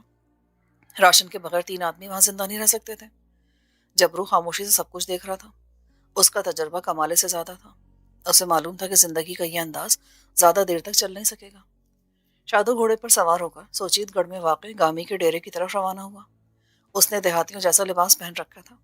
راستہ اسے معلوم تھا کہ کہاں سے ہو کر کدھر جانا ہے۔ وہ گھوڑے کو اسی راستے پر لیے جا رہا تھا۔ شادو کے دل میں بھی خطرے کی گھنٹی بار بار بج رہی تھی۔ کوئی غیبی آواز اسے آگے جانے سے روک رہی تھی، مگر وہ رک نہیں سکتا تھا۔ دوسری طرف پولیس کی ایک پارٹی دیہاتی کپڑوں میں کئی روز سے گامی کے ڈیرے کے ارد گرد کے علاقے کی مسلسل نگرانی کر رہی تھی۔ اسی جگہ سے جبرو کو گرفتار کیا گیا تھا۔ چنانچہ پولیس کو شبہ تھا کہ کمالہ اور جبرو فرار ہو کر اسی علاقے میں کہیں روپوش ہیں۔ پولیس پارٹی میں ایک SP، ایک DSP اور 10 کانسٹیبل شامل تھے۔ ان کے پاس پستول، ریوالور اور گولیاں وافر مقدار میں تھیں۔ گامی پر انہوں نے اس لیے ہاتھ نہیں ڈالا تھا کہ پولیس کو امید تھی کہ اگر کمالہ اور جبرو اس علاقے میں ہیں تو وہ گامی کے ڈیرے پر ضرور آئیں گے۔ जिस रात शादू घोड़े पर सवार होकर हफ्ते भर का राशन लेने गामी के डेरे की तरफ आ रहा था, उस वक्त भी पुलिस पार्टी के आदमी घात लगाए बैठे थे। गामी को भी इल्म था कि आज रात कमाले का आदमी राशन लेने के लिए उसके डेरे पर आएगा। जबरू के फरार के बाद ये उसका पहला फेरा था, इसलिए कुदरती तौर पर गामी घबराया हुआ था, क्योंकि वो ये बात जानता था कि पुलिस इस इलाके को अपनी नजर में रखे हुए है। पुलिस के आदमी को हुक्म था कि वो किसी भी हालत और किसी भी हुलिये में गामी के डेरे के करीब ना जाए। मगर उस वक्त जबकि शातो गामी के डेरे से महज 2-3 कोस दूर रह गया था, एसपी सर्जन सिंह और डीएसपी रंधावा झाड़ियों के पीछे बैठे बारी बारी गामी के डेरे वाले आमों के बाग को देख रहे थे। शादो के पास भी रिवॉल्वर था। अंधेरी रात में उसे दूर से आमों के सह झुंड दिखाई दिए तो वो घोड़े से उतरा। उसने घोड़ा केकर के दरख्त के नीचे बांधा तो शादो का दिल धड़क रहा था।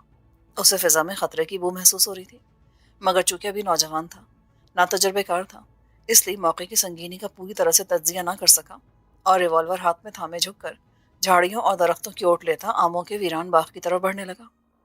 वो फूंक फूंक कर कदम उठा रहा था। रात सर्द थी, मगर शादो को पसीना आ रहा था। एसपी सर्जन सिंह सर घुटनों पर रखे आंखें बंद के झाड़ी की ओट में खामोश बैठा था। डीएसपी रंधावा शाखों और पत्तों के बीच में से आमों के बाग की तरफ देख रहा था। एकाएकी अंधेरे में उसे एक साया बाग की मुंडेर फैलांग कर दरख्तों के अंधेरे में गुम होता दिखाई दिया। उसने एसपी सिंह को हिलाया और सरगोशी की। कोई बाग में दाखिल हुआ सर। दोनों आंखें फाड़कर अंधेरे में देखने लगे। एसपी ने डीएसपी के कान में कुछ कहा और डीएसपी जमीन पर रेंगता हुआ करीबी झाड़ी की तरफ बढ़ा। वहां पुलिस के 2 सिपाही छुपे बैठे थे। यूं इर्द गिर्द की झाड़ियों में बिखरी हुई पुलिस को खबरदार कर दिया गया। रंधावा और एसपी सिंह खामोशी से रेंग कर आम के बाग के और करीब हो गए। पुलिस पार्टी के माबैन ये तय पाया था कि जो मुश्तबा शख्स रात के अंधेरे में बाग में दाखिल हुआ है, उसे काबू करने के बजाय ये देखा जाए कि वो कितनी देर डेरे में रहता है और अगर बाहर निकलता है तो किस तरफ जाता है। दोनों पुलिस ऑफिसर अंधेरे में जमीन के साथ लगे गामी के डेरे की तरफ देख रहे थे। उन्हें कोठरी के किवाड़ खुलने और फिर बंद होने की आवाज आई। सिंह ने आहिस्ते से कहा, ये आदमी बाहर से कुछ लेने आया है। अगर ये कोठरी में रहा तो हम डेरे पर धावा बोल देंगे। सर, ऐसा लगता है कि ये मफरूर मुलजिमों का आदमी है और गामी के लिए कोई खास पैगाम लेकर आया है। हमें छापा मारने के बजाय इसका पीछा करना चाहिए। एसपी को उस कयास आरई ने कायल कर लिया और उसने डीएसपी को खास हिदायत देकर पीछे पुलिस पार्टी के पास भेज दिया। अब वहां सिर्फ एसपी सिंह खुद को छुपाए लेटा था। रिवॉल्वर उसने अपने सीधे हाथ में पकड़ा था। आंखें आम के बाग में गामी की कोठरी पर जमी थी। रात का सन्नाटा महीब हो गया, कहीं कोई आवाज तक ना थी। एसपी सिंह का ख्याल था कि जो आदमी अंधेरी रात में छुपता छुपाता आया है, मुमकिन है वो रात के पिछले पहर वहां से निकले। लेकिन थोड़ी देर बाद उसे एक बार फिर किवाड़ खुलने की आवाज आई। वो चौकस हो गया और आंखें अंधेरे में जमा दी। एक साया बाग से बाहर निकला। उसने कंधे पर बोरी उठा रखी थी। उसका रुख जम्मू जाने वाले मैदान की तरफ था। एसपी सिंह ने अपनी पार्टी को पैगाम भेजा, चुनाचे उन्होंने उस आदमी का पीछा शुरू कर दिया। ये शादू था। उसने वीराने में केकर के दरख्त के पास जाकर घोड़े पर बोरी डाली और घोड़े पर सवार होकर जम्मू की तराई की तरफ रवाना हो गया। सिंह ने फौरन डीएसपी को बुलाकर हिदायत की कि गांव से घोड़े लाए जाएं।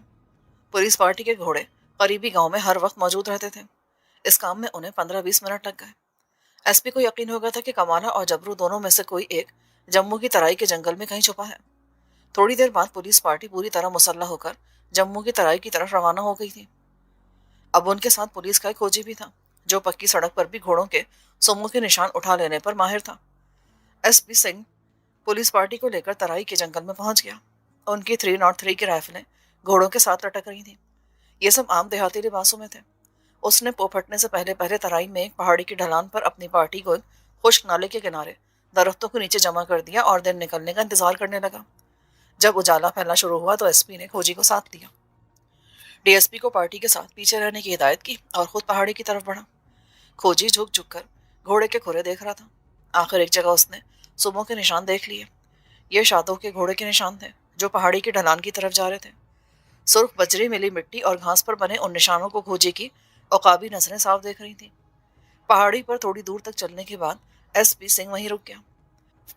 सुमो के निशान अब ऊपर की तरफ जा रहे थे, जहां एक चट्टान का कोना बाहर निकला हुआ था।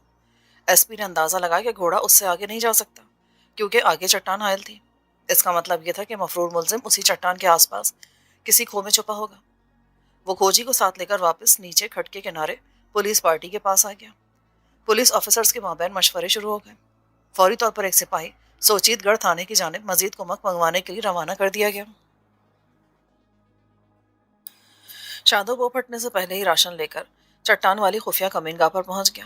اس نے جبرو اور کمالے کو بتایا کہ اگرچہ اسے قدم قدم پر خطرہ محسوس ہو رہا تھا مگر راستے میں کوئی آدمی دکھائی نہ دیا۔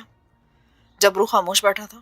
وہ کھو کے اندر دری پر لحاف اوڑھ کر سویا ہوا تھا، لیکن شادو کی آمد پر اٹھ کر بیٹھ گیا تھا۔ کمالا رات بھر باہر پہرا دیتا رہا تھا۔ کمالے نے راشن کی بوری کھو کے اندر رکھوائی اور شادو سے کہا کہ اب تو سو جا، رات بھر کا جاگا ہوا ہے۔ شادو کونے میں لحاف میں گھس گیا۔ وہ اس قدر تھکا ہوا تھا کہ لیٹتے ہی سو گیا۔ کمالے نے سگریٹ سلگایا اور جبرو کے پاس آ کر بیٹھ گیا۔ قریبی زمین پر اس کا بھی بستر لگا تھا۔ جبرو نے کہا، تو بھی آرام کر لے کمالے، میں پہرا دیتا ہوں۔ ہو نہیں یار، اب صبح ہو رہی ہے، راشن آ گیا، روٹی پکاؤں گا، پھر کچھ کھا پی کر ہی سوؤں گا۔ شادو کہہ رہا تھا کہ اسے راستے میں کوئی آدمی نہیں ملا۔ تیرا کیا خیال ہے کمالے؟ پولیس کہیں دوسرے شہر میں تو ہمیں تلاش نہیں کر رہی؟ ایسا ہو بھی سکتا ہے اور نہیں بھی، لیکن میرا خیال ہے کہ چونکہ تم اس علاقے سے پکڑے گئے ہو، اس لیے پولیس کو اسی علاقے پر زیادہ شبہ ہوگا۔ اس علاقے کی نگرانی خاص طور پہ ہو رہی ہوگی۔ اسی لیے تو میں تمہیں کہہ رہا ہوں کہ ہمیں یہ اڈا چھوڑ دینا چاہیے کمالے۔ او بھاپے، ہم جہاں بھی جائیں گے نا، پولیس کا خطرہ موجود ہوگا۔ ابھی تم اسی جگہ پر کچھ دیر آرام کرو، بعد میں کچھ سوچیں گے۔ جبرو نے اپنا پرانا ارادہ ایک بار پھر دہراتے ہوئے کہا، کیوں نہ ہم آزاد علاقے کی طرف نکل چلیں؟ او یار، آزاد علاقہ بھی آج کل محفوظ نہیں ہے، جنگ لگی ہوئی اس علاقے میں بھی، پولیس نے اپنے مخبر جگہ جگہ چھوڑے ہوئے ہیں، وہاں تو ہم اپنی زبان اور رنگ و روپ کی وجہ سے بہت جلد پہچان لیے جائیں گے۔ کمالے کی اس دلیل نے جبرو کو قائل کر لیا۔ واقعی وہ وہاں بالکل اجنبی لگے گا اور پہچان لیا جائے گا۔ اس نے قبائلی علاقے میں جانے کا خیال دل سے بالکل نکال دیا، مگر وہ اس ترائی میں بھی اپنے آپ کو محفوظ نہیں سمجھ رہا تھا۔ کسی بھی وقت پولیس پارٹی چھاپا مار کر انہیں گرفتار کر سکتی تھی۔ ان کے پاس اسلحہ بھی زیادہ نہیں تھا اور وہ پولیس کا زیادہ دیر تک مقابلہ نہیں کر سکتے تھے۔ اسے نیند نہیں آ رہی تھی۔ وہ لحاف اوڑھے دیوار سے ٹیک لگائے بیٹھا سگریٹ پی رہا تھا۔ کمالے نے کھو کے منہ کے پاس آگ جلا کے روٹی پکائی۔ شادو گہری نیند سو رہا تھا۔ دونوں دوستوں نے پیاز اور چٹنی کے ساتھ روٹی کھائی۔ کمالے نے کیتلی میں چائے تیار کی اور دونوں مٹی کے پیالوں میں چائے ڈال کر پینے اور باتیں کرنے لگے۔ دن گزرتا جا رہا تھا۔ چائے پینے کے بعد وہ سگریٹ سلگا کر بیٹھ گئے اور پرانے دنوں کی باتیں کرنے لگے۔ اچانک کمالہ ٹھٹک سا گیا۔ اس کی آنکھیں چمک اٹھی۔ جبرو بھی اس کی طرف دیکھنے لگا۔ وہ کچھ کہنے ہی والا تھا کہ کمالے نے اشارے سے اسے خاموش رہنے کو کہا اور تیزی سے اٹھ کر دیوار سے لگی رائفل اٹھائی اور غار کے منہ کے پاس جا کر چٹان کی اوٹ سے باہر جھانکنے لگا۔ پھر انتہائی پھرتی کے ساتھ اس نے رائفل کی نالی کو باہر کر کے نشانہ لیا اور دھماکہ خیز فائر کر دیا۔ فضا میں ایک انسانی چیخ بلند ہوئی اور کمالہ چلا کر بولا، جبرو، رائفل اٹھا کے میرے پیچھے۔ جبرو سمجھ گیا کہ پولیس پہنچ گئی ہے۔ اس نے اپنی رائفل اٹھائی اور شادو کو زور سے ہلاتے ہوئے بولا، شادو اٹھ، پولیس آ گئی ہے۔ وہ گھبرا کر اٹھا اور ادھر ادھر دیکھنے لگا۔ جبرو نے شادو کو وہیں ٹھہرنے کو کہا اور خود غار سے باہر آ گیا۔ وہ جھک کر چل رہا تھا۔ آگے کمالہ جھاڑیوں کی اوٹ میں منہ کے بل لیٹا آہستہ آہستہ رینگ رہا تھا۔ اس نے ایک اور فائر داغ دیا، اس کے بعد تیسرا جھونک دیا۔ درختوں پر سے پرندے پھڑ پھڑا کر اڑ گئے۔ جبرو بھاگ کر کمالے کے پاس آ کر لیٹ گیا۔ میں نے 2 چتکبری سپاہیوں کو ٹھکانے لگا دیا، تم پیچھے کا خیال رکھو۔ اچانک ترائی کا جنگل بیک وقت متعدد رائفلوں کے دھماکے سے گونج اٹھا۔ اس کے ساتھ ہی نشیبی درختوں کی جانب سے ایک آواز بلند ہوئی، میں ایس پی سرجن سنگھ بول رہا ہوں۔ جبرو، تم پولیس کے گھیرے میں ہو، یہاں سے بھاگ کر کہیں نہیں جا سکتے، بہتر یہی ہے کہ اپنے آپ کو ہمارے حوالے کر دو۔ کمالے نے جبرو کی طرف دیکھ کر آہستہ سے کہا، تم کھو کی طرف رینگتے ہوئے چلو۔ جبرو لیٹے لیٹے گھوم گیا اور چٹانی کھو کی طرف رینگنے لگا۔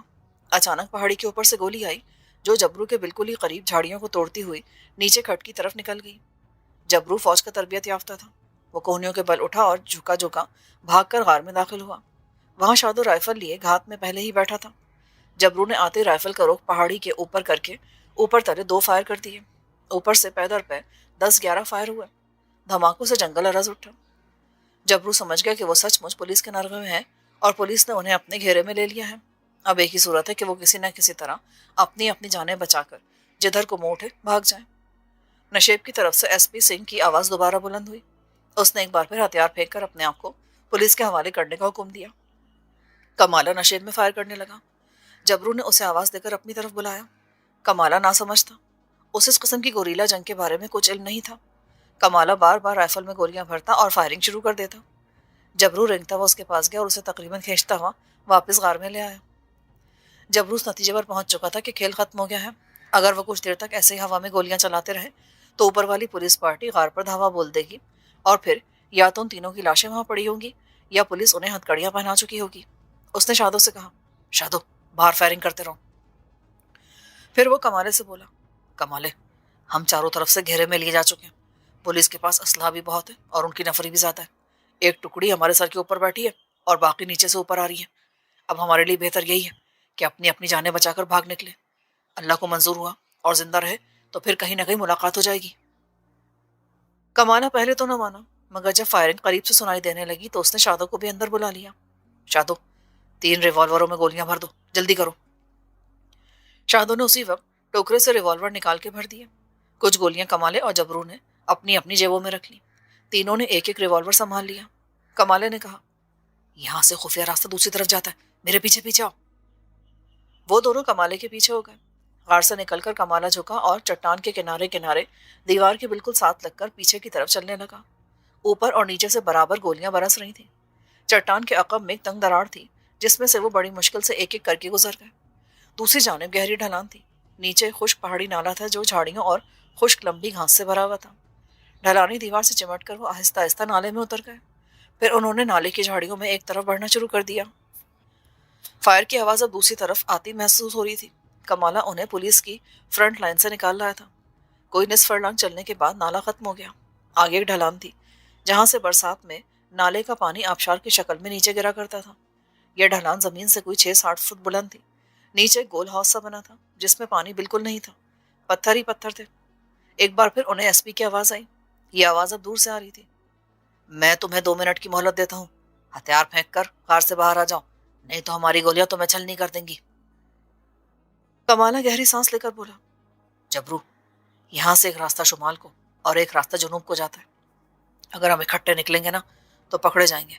हमें एक एक करके जिधर को रास्ता मिले निकल जाना होगा। यही बात उसने शादो से भी कही। जबरू कुछ कहने लगा था कि तड़ाक से गोली उनके ऊपर पत्थरों से टकराकर फट गई। पत्थर की किरचियां उनके ऊपर गिरी। कमाले ने कहा, जबरू पहले तुम निकलो, खुदा को मंजूर हुआ तो फिर कभी जरूर मिलेंगे। जबरू ने कमाले को सीने से लगाया, अल्लाह के हवाले, और हौस की 3 फुट ऊंची पथरीली दीवार को फांदकर गोरिल्लों की तरह झुके झुके ऊंची घास और जंगली झाड़ियों के बीच में घुस गया। जबरू के जाने के बाद कमाले ने शादो से कहा कि वो भी जिस तरफ राह मिले फरार हो जाए। शादो इसरार करने लगा कि मैं तुम्हारे साथ ही जाऊंगा। कमाले ने उसको डांटा, और बहस ना कर, एक एक करके हम सब फरार होने में कामयाब हो जाएंगे। इकट्ठे भागे ना तो मारे जाएंगे, निकल जा। शादो बादल नाखास्ता हौस की दीवार फांदकर झाड़ियों में गायब हो गया। उसके जाने के 1 मिनट बाद कमाले ने हौस की दीवार फांदी तो जंगल धड़ाधड़ फायरिंग से गूंज उठा। एसपी ने 2 मिनट की मोहलत गुजर जाने के बाद गार पर चारों तरफ से धावा बोल दिया था। कमाला शुमाल मगरिब की सिंध नशेब की वादी में उतरने लगा। यह रास्ता दुश्वार गुजार, पेचीदा मगर महफूज था। थोड़ी ही देर बाद फायरिंग की आवाज उससे दूर रह गई थी। जबरू फौजी गोरेले की तरह झाड़ियों में से झुक कर तेज तेज दौड़ा चला जा रहा था। उसने अपना रुख जुनूब की तरफ कर लिया था। मगरिब की तरफ सोचीदगढ़ का इलाका था जिससे वो बचना चाहता था। उसे सिर्फ इतना ही एहसास था कि वो जुनूब की तरफ चला जा रहा है। इसके सिवा जबरू को कुछ मालूम नहीं था। 2 मिनट की मोहलत गुजर जाने के बाद गोलियों के जो धमाके हुए थे वो जबरू ने भी सुने थे। फायरिंग की आवाज अब भी आ रही थी मगर यह बहुत पीछे रह गई थी। दोपहर के बाद जबरू को दूर कुछ खेत और कच्चे मकान नजर आए। ये कोई छोटा सा गांव था। जबरू उस गांव से हटकर आगे निकल गया। यूं ही सफर करते करते रात हो गई। सुबह कमाले के साथ उसने रोटी खाई थी। अब उसे भूख भी लग रही थी। राह में कोई फलदार बाग भी नहीं आया था क्योंकि जबरू जानबूझकर वीरान इलाकों से गुजर रहा था। जब रात का अंधेरा छा गया तो दूर उसे रेलवे इंजन की सीटी की आवाज आई। रेलवे लाइन वहां करीबी से गुजरती थी। थोड़ी देर बाद अंधेरे में दूर दरख्तों के दरमियान से रेलगाड़ी चुप चुप करती निकल गई। उसके इंजन की तेज रोशनी दरख्तों के बीच में से कुछ देर के लिए जबरू को दिखाई दी और फिर गायब हो गई। जबरू आबादी की तरफ नहीं जाना चाहता था। आबादी में उसे मौत मुंह फाड़े दिखाई देती थी। उसे यह भी इल्म नहीं था कि वो किस इलाके में आ गया है। उसका अंदाजा था कि वो पसरूर और अजनाले के दरमियानी इलाके से गुजर रहा है क्योंकि यहाँ जमीन जगह जगह जेरेकाश थी और थोड़े थोड़े फासले पर छोटे छोटे गांव मिलते थे। अंधेरे में वो एक कमाद के खेत में दाखिल हो गया। 2-3 गन्ने उखाड़े और बैठकर उन्हें चूसने लगा। इससे उसको काफी हौसला हुआ। थोड़ी देर बाद वो खेत से निकला और रात की तारीकी में ही एक तरफ को चलना शुरू कर दिया। रात उसने एक दरख्त के नीचे लेट के बसर की। सुबह हुई तो उसने देखा कि वो एक सरसब्ज इलाके में है जहाँ जगह जगह हरे भरे खेत लहला रहे हैं। जबरू एक तरफ से होकर उस इलाके से दूर निकल गया। अब एक बार फिर वीरान मैदान शुरू हो गए। जहाँ कहीं कहीं केकर और फलाही के बेढंगे जंगली दरख्त झुके हुए नजर आ रहे थे। दिन के कोई 10-11 बज रहे थे कि जबरू को एक मिट्टी के तोदे के पास एक छोटा सा मंदिर दिखाई दिया। पीछे कोई 2 फरलांग के फासले पर एक छोटा सा गांव था। जबरू को सख्त भूख लग रही थी। वो मंदिर के पास आकर पीपल के दरख्त के नीचे बैठ गया। मंदिर का महंत हाथ में थैला उठाए मंदिर से निकलकर जबरू के करीब से गुजरा तो उसे देखकर रुक गया। तुम्हें पहले कभी अपने गांव में नहीं देखा मैंने। कहाँ से आ रहे हो? कहाँ जाना है? महंत बड़ी साफ पंजाबी बोल रहा था, जो आमतौर पर जिला अमृतसर के नवा में बोली जाती है। जबरू ने उसे प्रणाम किया। महाराज, बड़ी दूर से आ रहा हूँ, हरीके जाना है, थकन उतारने के लिए इत्थे बैठ गया हूँ। हिंदू हो? हाँ महाराज। तुम बैठो, मैं तुम्हारे लिए तरकारी रोटी लाता हूँ। महंत मुस्कुरा कर बोला। उसका घर शायद मंदिर के पीछे ही था। वो वहां गया और जबरू को एक थाली में 4-5 फुलके और सब्जी लाकर दी। जबरू कल का भूखा था, फौरन हड़प कर गया। जान में जान आई। महंत का शुक्रिया अदा किया, प्रणाम करके पूछा, महाराज, हरीके गांव आगे ही है ना? असल में वो ये मालूम करना चाहता था कि वो किधर जा रहा है। महंत ने कहा, बच्चा, हरीके गांव यहाँ से काफी दूर है, मगर तुम सुखदासपुर से यक्के पर क्यों नहीं बैठ जाते? सुखदासपुर से जबरू वाकिफ था। ये अमृतसर से राजसासी जाने वाली कच्ची सड़क से कोई 20 कोस के फासले पर अंदर की तरफ था, और वहां से होशियारपुर तक का वसी अरीज इलाका किसी बयाबान की याद दिलाता था, जहां आबादी बहुत ही कम थी।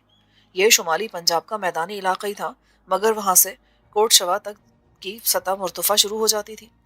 जबरू ने दिल में सोचा कि उस इलाके की तरफ चले जाना चाहिए, वो वहां काफी हद तक महफूज रह सकेगा। उसने महंत को प्रणाम किया और आगे रवाना हो गया। 1 रात और 2 दिन के पैदल सफर के बाद जबरू सुखदासपुर और हरीके के शुमाल वाले दरमियानी इलाके में पहुंच गया। ये जमीन ज्यादातर पथरीली थी। खड़ और खुश्क नाले बहुत थे। बहुत दूर होशियारपुर की पहाड़ियों के खाके नजर आ रहे थे। उस गैर हमवार बंजर मैदानी इलाके में चलते चलते बहुत जल्द वो तंग आ गया। वो एक तोदे के करीब पत्थर की एक भूरी सिल पर बैठकर थकन उतारने लगा। अचानक उसे एक अजीब सी आवाज आई। ये आवाज उसे सुनाई नहीं दी थी, बल्कि उसे आवाज का एहसास हुआ था। पहले तो जबरू ने समझा कि ज्यादा थकान की वजह से उसके कान सनसना रहे होंगे। उसने सिगरेट सुलगा लिया। अभी एक ही कश लगाया था कि वो आवाज फिर सुनाई दी। जबरू ने अपने कान खड़े कर लिए। आवाज किसी तरह से मिलती जुलती थी, जैसे कोई मील दूर से आ रही है। 1.5-2 मिनट खामोशी से गुजर गए। इसके बाद फिर वही करहनुमा आवाज सुनाई दी। ये किसी औरत की आवाज लगती थी, बहुत ही कमजोर और मध्यम सी। कुछ देर बाद जब फिर आवाज बुलंद हुई तो जबरू ने उसे गौर से सुना। आवाज सिर्फ एक लंबी दहशत भरी करहा थी। पहले तो वो डर गया कि यहाँ जरूर कोई भूत प्रेत रहता है, जो उसे खौफजदा करने और वहां से भगाने के लिए ऐसी आवाजें निकाल रहा है। मगर वो एक दिलेर और सीधा साधा मुसलमान आदमी था, और खुदा के सिवा किसी दूसरी शय से नहीं डरता था। करह में कुछ वक्फा आ गया। ये वक्फा 3-4 मिनट का था। फिर वो जब आवाज सुनाई दी तो वो कांप सा गया। ये ख्याल करके उसके रोंगटे खड़े हो गए कि औरत की आवाज जमीन के अंदर से आ रही थी। पर ऐसा कैसे हो सकता है, उसने सोचा। मगर लाशौरी तौर पर वो उठ खड़ा हुआ और झुककर जमीन को इधर उधर गौर से तकने लगा। एक जगह पत्थर और मिट्टी इस तरह बिखरी हुई थी जैसे किसी ने खोदकर दोबारा फैला दी हो। अचानक फिर वही आवाज बुलंद हुई। जबरू को ऐसा लगा कि ये आवाज उस ताजा खुदी हुई मिट्टी के नीचे से आ रही है। जबरू उस जगह बैठ गया। उसने 2-3 बार जमीन पर जोर से हाथ मारा। नीचे से फिर वही करह सुनाई दी। अब जबरू को यकीन हो गया कि उस जगह कोई औरत जिंदा दफन कर दी गई है। उसके पास जमीन खोदने के लिए कोई कुदाल वगैरह नहीं थी। भागकर उसने केकर के दरख्त की एक खुश्क सूखी हुई टहनी तोड़ी और उसे जल्दी जल्दी मिट्टी खोदनी शुरू कर दी। मिट्टी भुरभुरी और नरम थी, इसलिए बड़ी आसानी से हटती चली गई। थोड़ी देर में वहां एक गड्ढा सा बन गया। जबरू को एक इंसानी हाथ भुरभुरी मिट्टी से बाहर निकला हुआ दिखाई दिया। अगर वो जीदार मर्द न होता तो यकीनन उसकी चीख निकल जाती। ये किसी औरत का हाथ था, जिसकी उंगलियां आहिस्ता आहिस्ता हिल रही थी। अब उसे औरत की करह बड़ी साफ सुनाई दे रही थी। जबरू ने ऊंची आवाज में कहा, घबराओ नहीं बहन, जरा हौसला रखो। अब उसने दीवानावार मिट्टी हटानी शुरू कर दी। औरत का पूरा बाजू नुमाया हो गया। जबरू अंदाजे से उस जगह की मिट्टी हटाने लगा जहां औरत का चेहरा था। चंद सेकंड बाद औरत की आंखें और नाक मिट्टी में भरे हुए थे। जबरू ने इंतहाई फुर्ती से औरत के सारे जिस्म पर से मिट्टी हटा दी और उसे सहारा देकर बिठाया। औरत की उम्र 50 के करीब थी। जिस्म दुबला था और उससे नकाहत और दहशत के मारे बैठा भी न जा रहा था। जबरू ने उसे बड़ी मुश्किल से गड्ढे से बाहर निकालकर रोशनी और ताज़ा हवा में जमीन पर लिटा दिया। उसके हाथों को जो सर्द और बेजान हो रहे थे, वो जोर से सहलाने लगा। बहन जी, घबराओ नहीं, तुम ठीक हो जाओगी। ठहरो, मैं तुम्हारे लिए कहीं से पानी तलाश करता हूँ। औरत ने अपना ठंडा नीम मुर्दा हाथ ऊपर उठाया और जबरू को जाने से मना करते हुए मुर्दा आवाज में बोली, मौला करीम ने मुझे पल की मोहलत दी है, ना जाओ, मेरी बात सुनो। औरत मुसलमान थी, खुदा जाने उसे किस शक्ल कल्ब ने जिंदा दफन कर दिया था। जबरू उठते उठते वहीं रुक गया। औरत का सारा जिस्म मिट्टी में सना हुआ था। जबरू को हैरानी इस बात की थी कि ये औरत जमीन के अंदर जिंदा कैसे रह गई। शायद उसे जमीन में दफन के ज्यादा देर नहीं हुई थी। औरत की आवाज बेहद कमजोर और नकाहत भरी थी, आंखें सफेद पड़ रही थी। उसने जबरू को अपने इशारे से करीब बुलाया। जबरू ने अपना चेहरा औरत के होठों के करीब कर दिया। औरत अब लंबे लंबे सांस लेने लगी थी। वो कमजोर आवाज में रुक रुक कर कहने लगी, क्या क्या तुम मुसलमान हो बेटे? हाँ माँ, मैं मुसलमान हूँ। औरत की सांस उखड़नी शुरू हो गई, मगर लगता था कि वो अपनी सारी ताकत जमा करने की आखिरी कोशिश कर रही है। उसने एक बार फिर आंखें पूरी तरह से खोली और जबरू की तरफ देखा। नूरी मेरी बेटी को ले गया है, वो उसे बचा लेना, नहीं तो मेरी रूह। औरत की आवाज फिर डूब गई। जबरू ने उसको आहिस्ता से आवाज दी, ये सोच कर कि कहीं वो मर तो नहीं गई। औरत में जैसे एकदम से नई जिंदगी आ गई। उसने जबरू की तरफ देख के कहा, पीछे साचोवाल गांव है, मैं बेवा हूँ, मुसलमान हूँ। प्रीतो सुखदासपुर का बदमाश है, वो मेरी नूरी को उठा के ले गया है। मैंने शोर मचाया तो वो मेरी गर्दन दबाने लगे, फिर मुझे जमीन में दबा दिया। मुसलमान हूँ, खुदा रसूल का नाम लेते हो तो मेरी बेटी को हिंदू बदमाशों से बचाओ। कॉल दो, मुझे कॉल दो पुत्र, वरना मेरी जान नहीं निकलेगी। मजलूम औरत पर नज़ा का आलम तारी था। उसकी हिचकी बंदी थी, मगर जान नहीं निकल रही थी। माँ जी, मैं कॉल देता हूँ, नूरी को हिंदू गुंडों से वापस ले आऊंगा। औरत ने एक तवील सांस ली और साथ ही उसकी रूह परवास कर गई। जबरू की कुछ समझ नहीं आ रहा था कि चंद मिनटों के अंदर अंदर कैसा अजीब व गरीब वाकया उसके साथ गुजर गया है। उसने औरत की नब्ज देखी, वो मर चुकी थी, सांस बंद थी। जबरू ने उसे उठाकर दोबारा गड्ढे में लिटा दिया और मिट्टी डालनी शुरू कर दी। फिर कब्र सी बनाकर ऊपर 2 पत्थर रखे और सर पकड़कर बैठ गया। वो सोच रहा था कि उसने किस किस्म की जिम्मेदारी अपने सर ले ली है, मगर वो मरने वाली मुसलमान और मजलूम खातून को कॉल दे चुका था। अब उस पर फर्ज बन गया था कि वो बेवा खातून की बेटी नूरी को सुखदासपुर के हिंदू बदमाश के चुंगल से निकालना है, उसकी इज्जत बचाए और बेवा की रूह को सुकून पहुंचाए। औरत ने कहा था कि वो पीछे एक गांव साचोवाल की रहने वाली है। जबरू औरत से ये नहीं पूछ सकता था कि सुखदासपुर कहाँ वाक़ है। उसने सोचा कि मरने वाली के गांव जाकर सुखदासपुर और खुद उसके बारे में मालूमात हासिल करने की कोशिश करनी चाहिए। जबरू की खुद अपनी तो कोई मंजिल थी नहीं, और अब वो गैर इरादी तौर पर एक मुसलमान और मरहूमा औरत के साथ किए गए वादे का पाबंद हो चुका था। इसके अलावा ये भी सोचकर उसका खून खौल उठा था कि एक मुसलमान की बेटी एक हिंदू बदमाश के चुंगल में फंसी हुई तड़प रही है। जबरू ने पीछे की तरफ सफर करना शुरू कर दिया। उसे यह भी खतरा था कि गांव ज्यादा बड़ा हुआ तो वहां कोई पुलिस चौकी ही ना हो। इस किस्म के तमाम खदशे दिल में लिए जबरू ऊंचे नीचे छोटे छोटे मैदानों और खड़ नालों से गुजरता जब एक नाले के ऊपर आया तो सामने एक छोटा सा गांव था, जिसके कुछ मकान ढलान छतों वाले थे। ये कच्चे पक्के मकानात थे। एक गुड्डा चारे से लदा हुआ खेतों से निकलकर गांव की तरफ जा रहा था। जबरू ने एक पल के लिए अपने कपड़ों पर सरसरी निगाह डाली। वो पुराने देहाती लिबास में मलबूस था, रिवॉल्वर उसकी जेब में था। उसने अल्लाह का नाम लिया और गांव की तरफ चलना शुरू कर दिया। गांव के बाहर एक बूढ़ी औरत भट्टी पर बैठी भुट्टे भून रही थी। 2 लड़कियां पास जंजीरें सामने रखे बैठी थी। जबरू एक खाली गुड्डे के पीछे रुक गया और इंतजार करने लगा कि लड़कियां वहां से चली जाएं। अचानक पीछे से एक भारी मर्दाना आवाज बुलंद हुई, कौन हो भाई?